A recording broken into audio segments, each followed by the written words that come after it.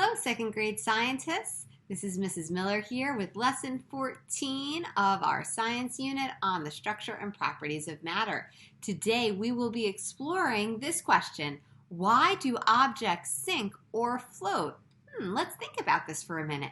So some objects sink and some objects float. Can you think of 3 objects that you know would sink? Ready, set, go. Name them across your fingers.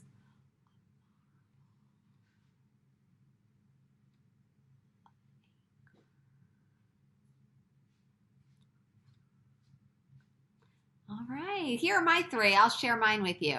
I was thinking a marble, I know would sink. A rock would sink. And a penny would sink. Now, let's think of some objects that would float in water. Can you think of 3 objects that would float in water? Ready, set, go.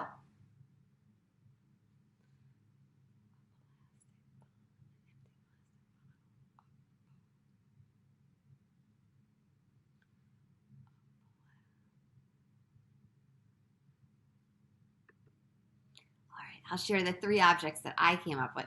I was thinking an empty plastic water bottle would float, a pencil, that would probably float, and a boat, that would float too. Now we are going to test some different objects to determine which would sink and which would float. So you're going to need this activity sheet to help you throughout this lesson. If you're learning from home, you'll find this as usual in your Google Classroom. And if you're learning from school, your teacher will give it to you. So pause the video here until you have this sheet in front of you. You will need it for our next activity. Okay, so the first object that we'll be testing is an apple. So right now, I want you to make a prediction. Do you think that the apple will sink or float? You're going to write the word sink or float in this space right here next to apple, where it says prediction. Do you think it will sink or float? Okay? Give you 10 seconds to write down your prediction. Think about what you think will happen.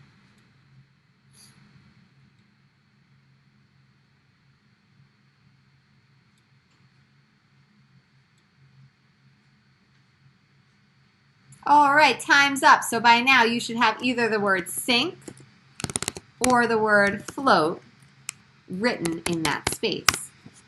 And now it's time for us to test it.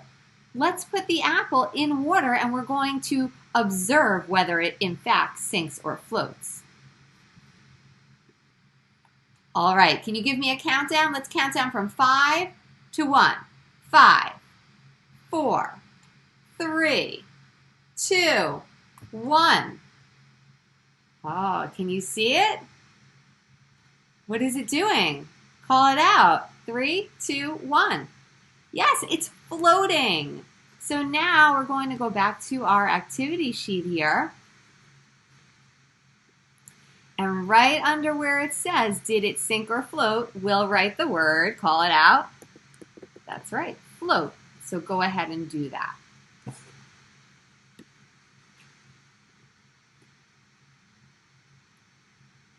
Nice job, everyone. Now for our next object, we have a lemon. An apple is a fruit. A lemon is a fruit too. I wonder if the lemon will also float. What's your prediction? Right next to the word lemon, underneath where it says prediction, do you think it will sink or float? I want you again to either write the word sink or float. Again, you have 10 seconds. Ready, set, go.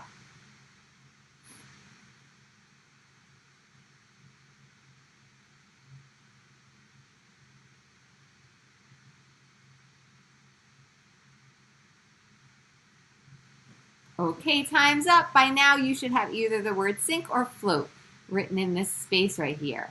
And now it's time for us to test it yet again. Here we go. All right, give me another countdown. 5, 4, 3, 2, 1. Ooh, interesting. Huh, was that your prediction? What do you see the lemon doing?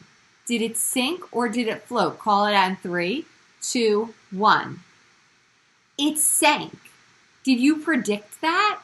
That's so interesting. I wonder why that is. The apple and the lemon are both fruits. What would make the apple float but the lemon sink? I wonder. So in this space right here, in the same line where it says lemon, now you're going to write down your observation. Did it sink or float? Write down the word sink or float for the lemon in 10. You have 10 seconds. Okay, I'll count down. By the time I get to 1, make sure that you write either the word sink or float based on the observation that we made.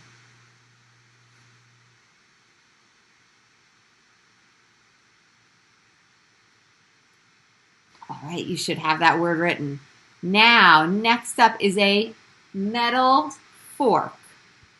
Make your prediction here. Do you think it will sink or do you think it will float? Write down your prediction. 10 seconds.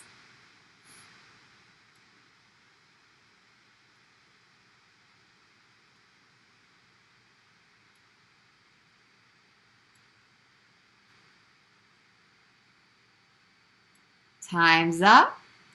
Now it's time for us to test it. Let's test and observe. Give me that countdown. 5, 4, 3, 2, 1. It sank. Did you predict that the fork would sink? If you did, then your prediction was correct. If you didn't, that's okay too. Remember, as scientists, we look to prove it. So if you made a prediction that it would sink and you proved that it sank, great. If you made a prediction that it would float and you then proved that your original prediction was wrong, that's great too.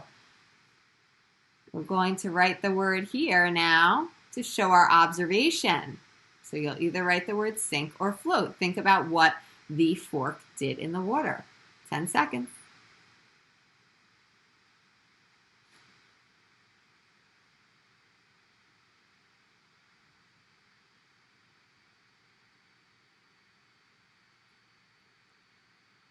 All right, scientists, we have one last object to test.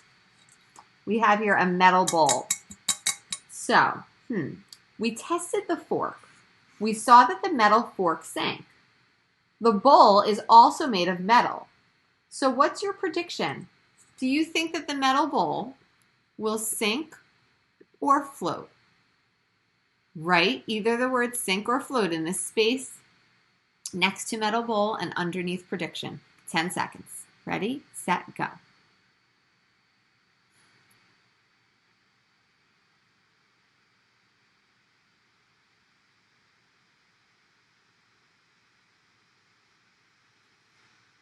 Time is up.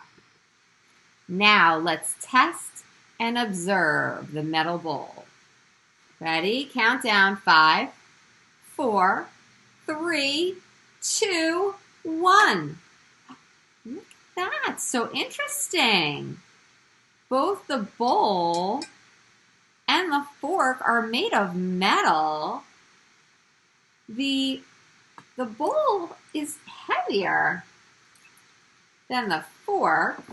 It's also bigger than the fork. I wonder why the metal bowl floats, but the fork sinks. That is so interesting. What ideas do you have about why some things float and some things sink? I want you to think. And then I want you to turn and talk to someone near you. If you're at home, you can share what you're thinking with a family member or with your imaginary science partner. If you're at school, you can share it with someone who is sitting next to you.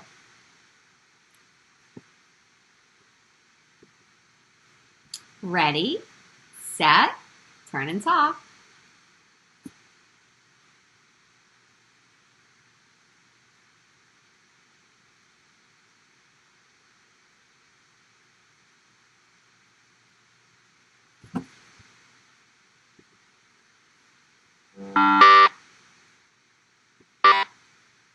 All right, time is up. Thank you for sharing your thoughts about this very interesting question. Why do some things sink and why do other things float? Now I want you to go back to your activity sheet, and I'd like you to draw a picture of the objects floating or sinking in water. I will pull it up on the screen so that you can clearly see and remember which items sank and which items floated. Then, after drawing your picture, I want you to write your response to this, to number 1. It says, after observing which objects sank and which objects floated, write to explain why you think some objects sink and some float. There is no wrong answer here. This is what you think. We're growing our scientific brains, and I want you to just write your thoughts about why some objects might sink and why some objects might float. After we're finished with this, we'll go on to learn more. So pause the video here, draw your picture, write your response, and then unpause when you're ready. See you soon.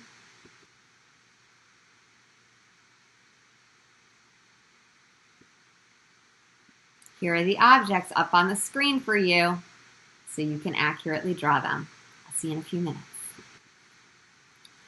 All right, second grade scientists, if you're all finished filling out the first page of that activity sheet, you're ready for more learning. So we're going to watch this Brainpop video to learn more about why some objects sink and why some objects float. Interesting. Listen very carefully. After we listen to this video, we're going to turn and talk again to share what new information we learned.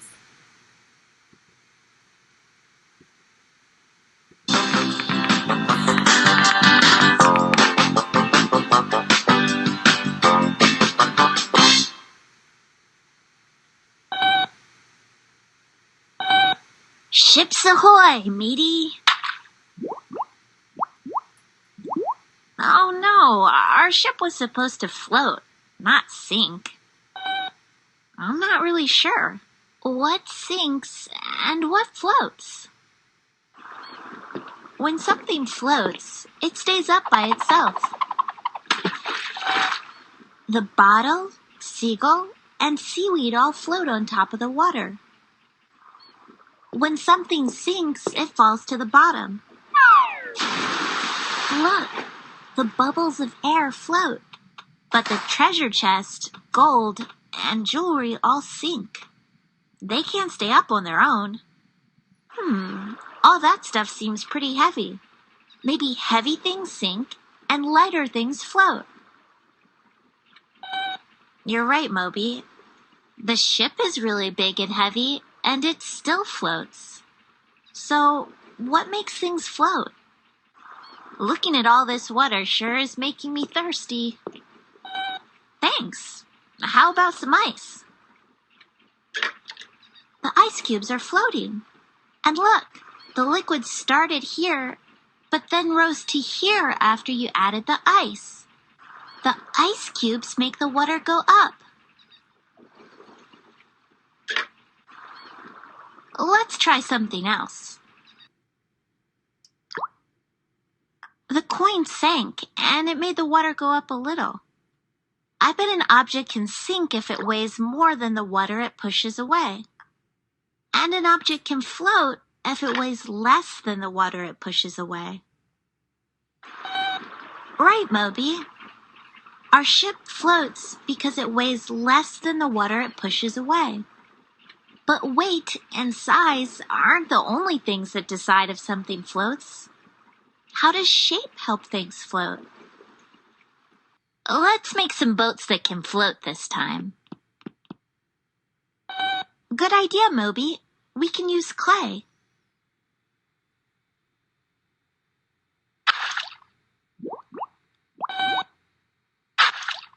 Mine floats, but yours sinks. My canoe is hollow. The air inside helps it float. Your boat is a solid block.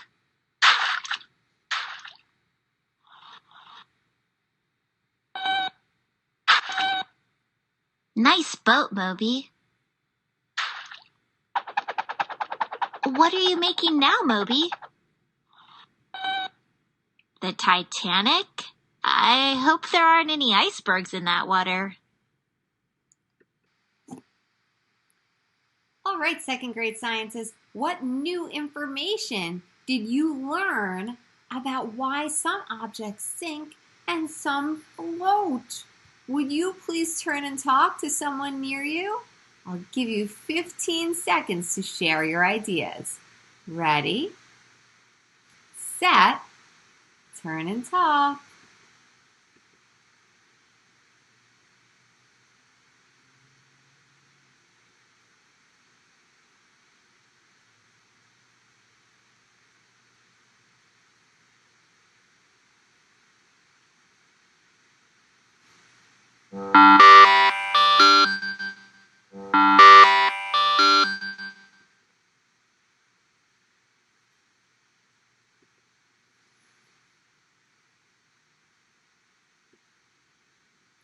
Thank you so much for sharing. Now I'm going to share what I heard in that Brainpop video and what it makes me think about the objects that we tested.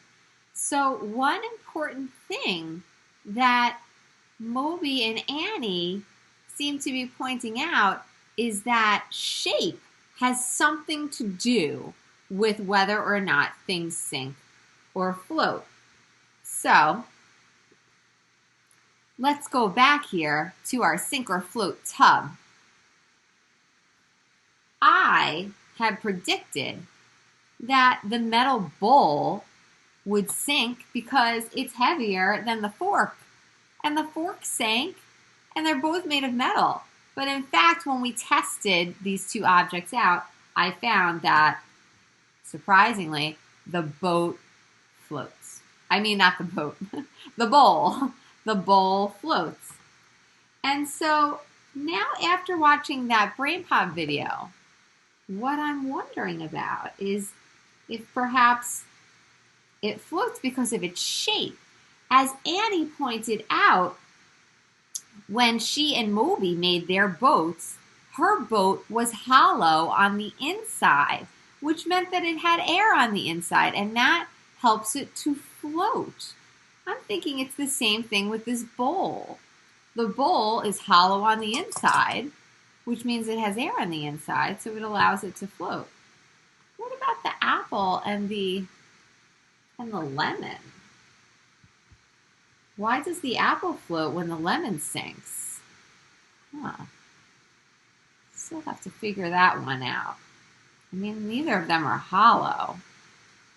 Well, let's do this. I have a very interesting book on this topic that I'd like to read to you, but before I read it, I thought maybe we could take a brain break because, my gosh, we're just growing our brains like crazy. We're growing those science brains.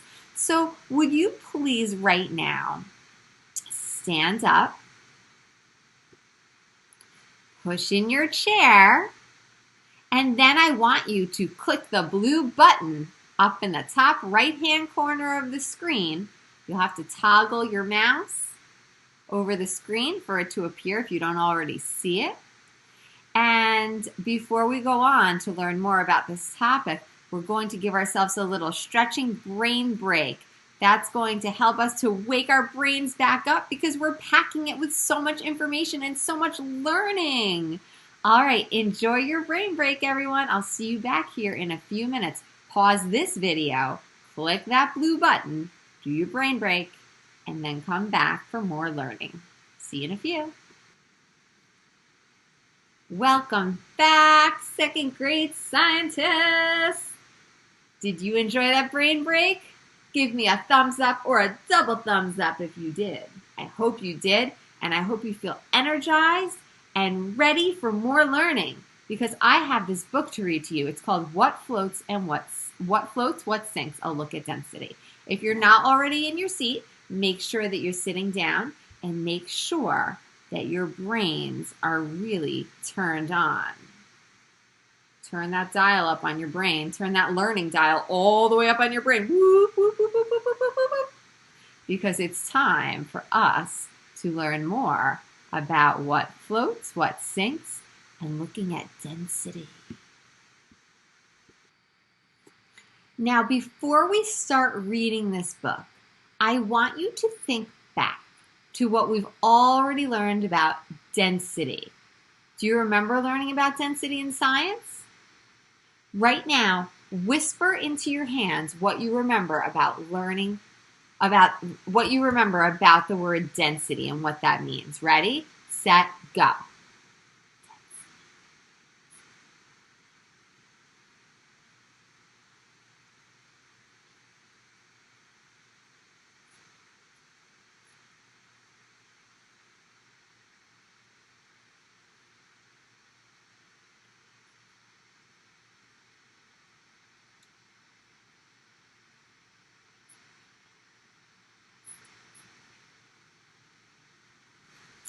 All right, nice job refreshing your memories. We're going to revisit this concept of density in this book and think about and learn about how density impacts whether or not an object can float or sink. So let's get started. What floats, what sinks? A look at density by Jennifer Boothroyd. Floating and sinking. An object floats when it rests on top of a liquid or when it rises in the air. Apples float in water. We knew that. We just tested that out. Hot air balloons float in the air. This says, kids wash apples in a metal wash tub. Notice that the apples are floating. An object sinks when it drops down in liquid or when it falls down through the air. Rocks sink in water. Rocks would also sink in air.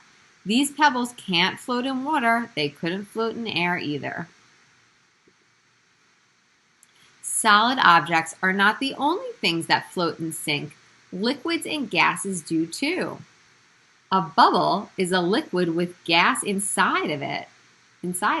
Bubbles float.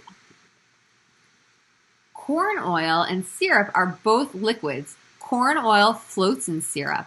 Do you see the corn oil floating on the surface of this syrup? Ooh, this reminds me of that one science experiment that we did. Do you remember where we had different layers of different liquids and we saw that some were less dense or more dense than others, and some floated to the top, some sank to the bottom?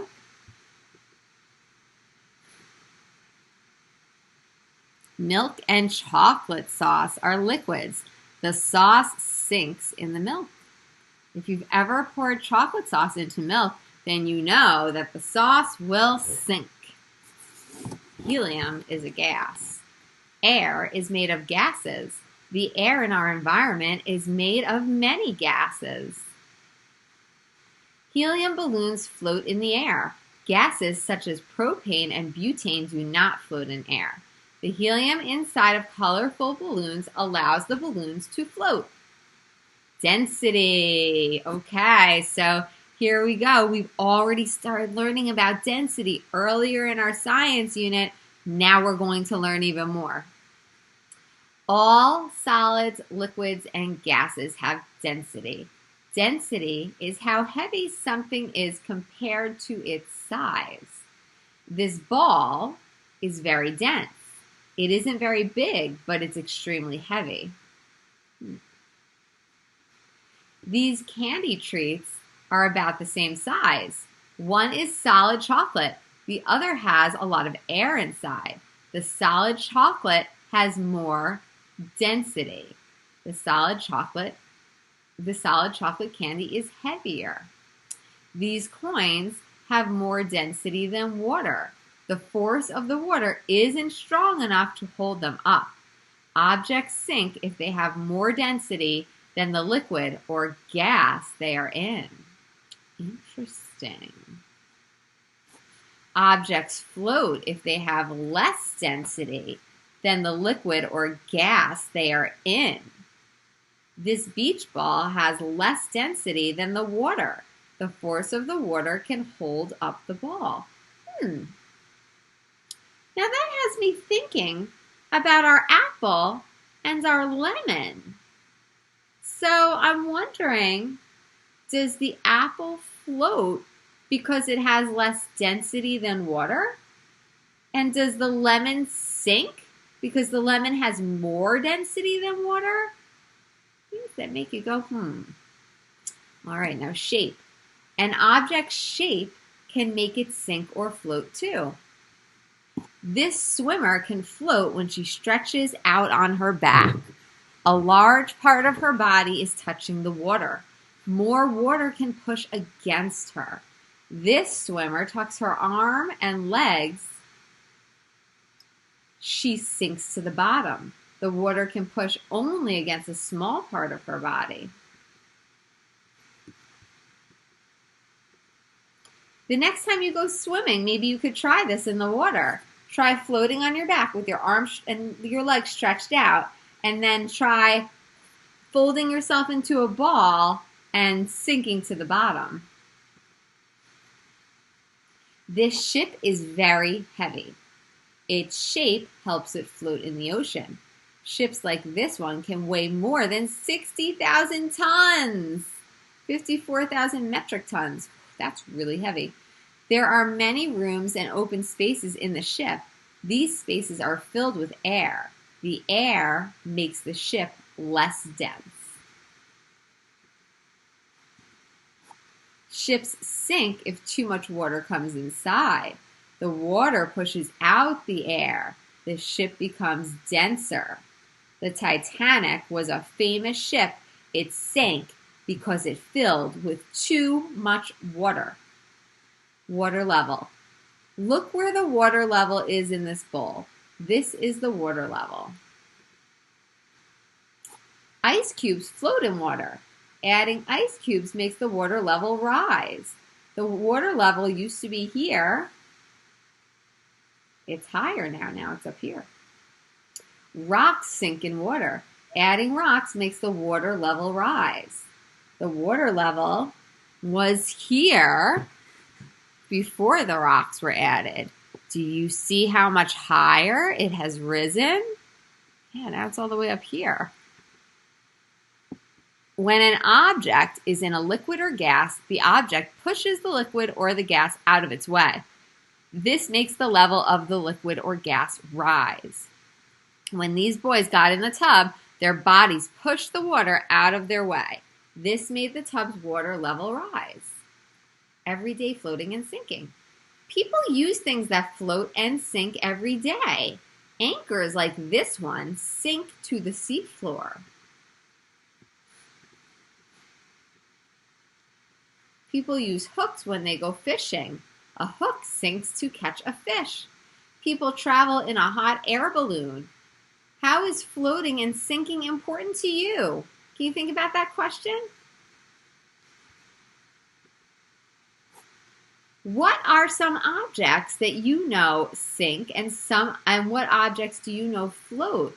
And why is it important that certain objects sink and certain objects float?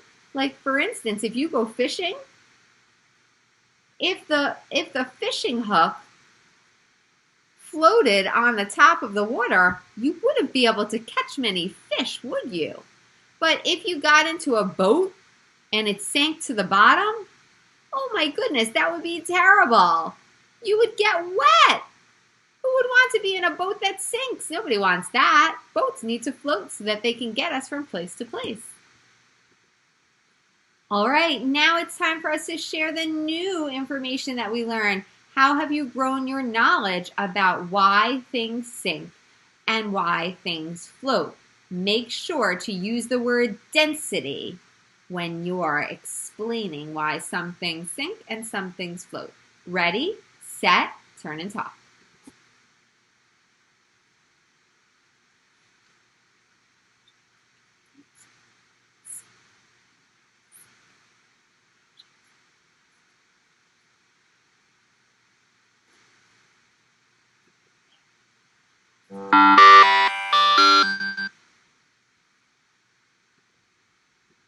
Okay, last but not least, scientists, you have to share your ideas now on paper. So we have 3 more questions to answer. Number 2 says, after watching the Brainpop Jr. video and listening to the book, What Floats and What Sinks, A Look at Density, what new ideas do you have about why some objects sink and some objects float? Okay, so you'll write to answer that. Then number 3 says, what's an object that you would want to float and why? For instance, I'll give you an example. I know that I would want a boat to float so that it can help me travel from place to place across the water.